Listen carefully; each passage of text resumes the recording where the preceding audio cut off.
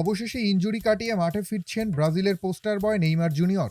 দেশটির president Lula দা silver কটাক্ষের পর coach আনচেলত্তির তরফ থেকে খবর এলো স্কটল্যান্ডের বিপক্ষে পরবর্তী ম্যাচে মাঠে ফিরছেন এই তারকা ফরোয়ার্ড।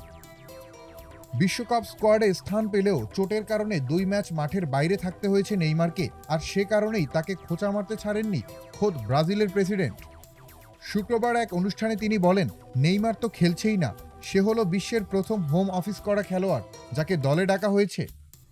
গত 17 মে নিজের ক্লাব সান্তোসের হয়ে খেলার সময় চোট পান নেইমার। ব্রাজিলের হয়ে সবচেয়ে বেশি আন্তর্জাতিক গোল করা এই তারকার বিশ্বকাপে খেলতে না পারা নিয়ে নানা সমালোচনা চালু আছে। হাইতির বিপক্ষে ম্যাচের জন্য দলের সব খেলোয়াড় ফিলাডেলফিয়ায় গেলেও নেইমার যাননি।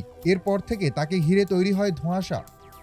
মাঠে ফিরেই কি সমালোচকদের মুখ বন্ধ করতে পারবেন নেইমার? বিশেষ করে প্রেসিডেন্টের কটাক্ষের জবাব দিতে প্রত্যাবর্তনকে নায়কোচিত করতেই চাইবেন তিনি। ইনজুরি থেকে ফিরে মাঠে কতটা দাপট দেখাতে পারবেন তা নিয়েও অবশ্য প্রশ্নের অবকাশ রয়েছে। আতিকুর রহমান, আজকের পত্রিকা।